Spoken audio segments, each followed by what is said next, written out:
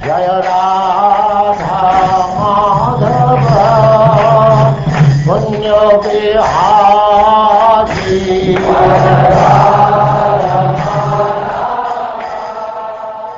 And now chapter 59, the killing of the demon Naraka.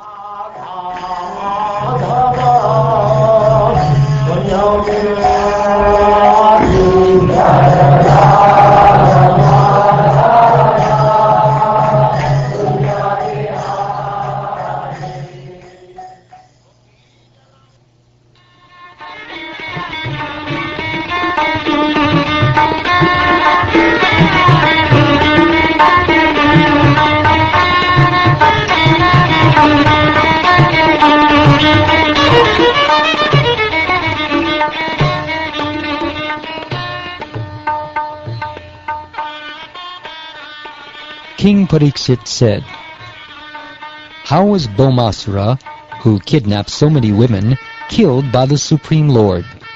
Please narrate this adventure of Lord Sharngadhanvas." After Bhoma had stolen the earrings belonging to Indra's mother, along with Varuna's umbrella and the demigod's playground at the peak of Mandara mountain, Indra went to Lord Krishna and informed him of these misdeeds.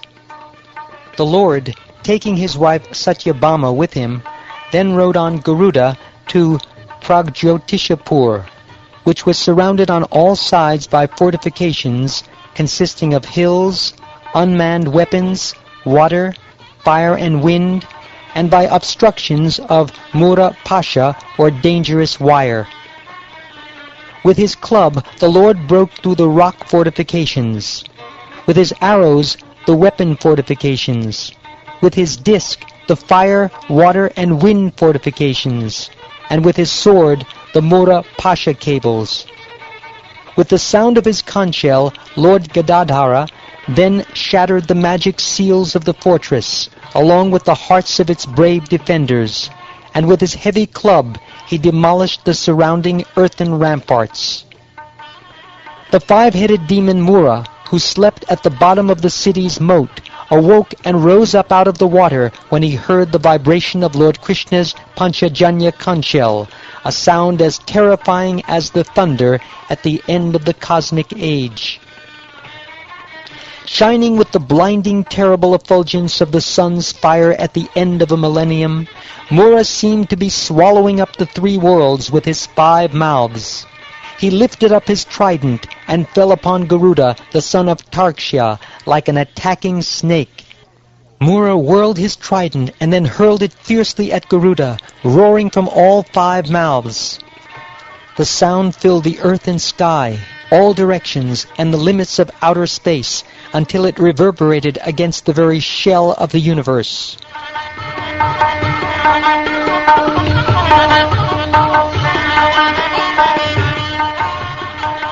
Then with 2 arrows, Lord Hari struck the trident flying toward Garuda and broke it into 3 pieces.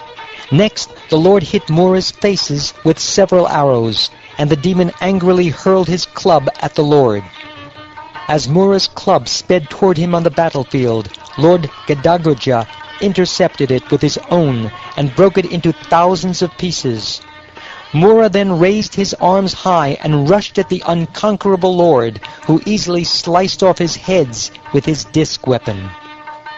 Lifeless, Mura's decapitated body fell into the water, like a mountain whose peak has been severed by the power of Lord Indra's thunderbolt.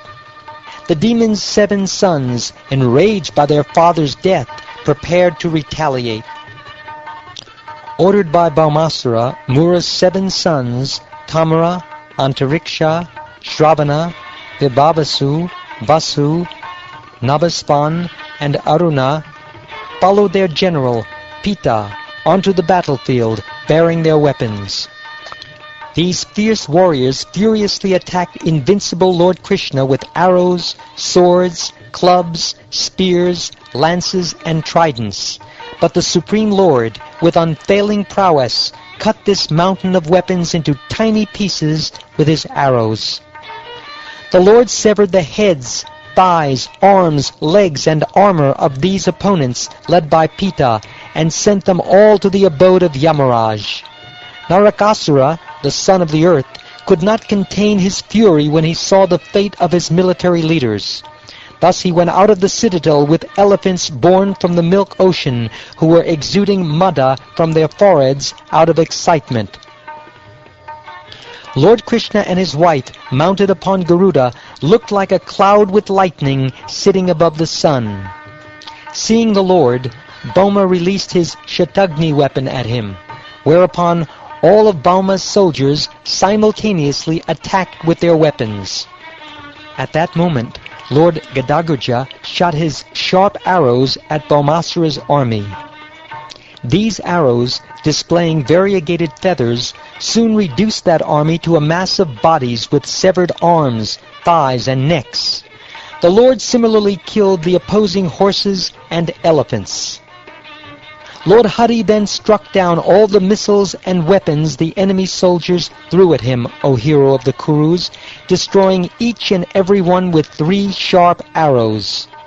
Meanwhile, Garuda, as he carried the Lord, struck the enemy's elephants with his wings. Beaten by Garuda's wings, beak, and talons, the elephants fled back into the city, leaving Narakasura alone on the battlefield to oppose Krishna.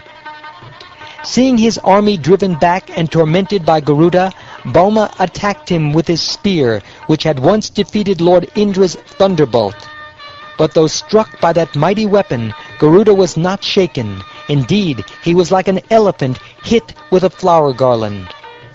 Bhoma, frustrated in all his attempts, took up his trident to kill Lord Krishna.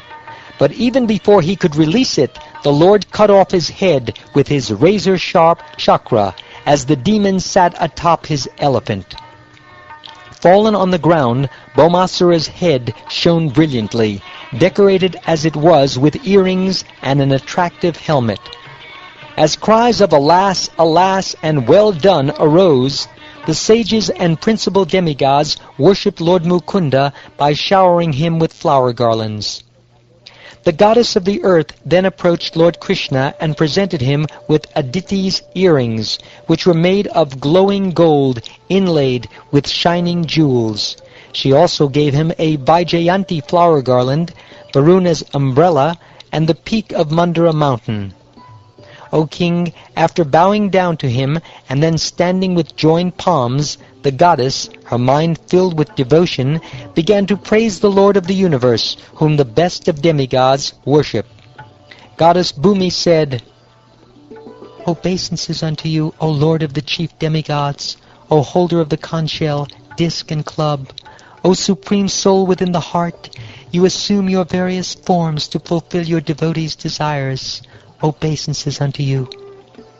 My respectful obeisances are unto you, O Lord, whose abdomen is marked with a depression like a lotus flower, who are always decorated with garlands of lotus flowers, whose glance is as cool as the lotus, and whose feet are engraved with lotuses.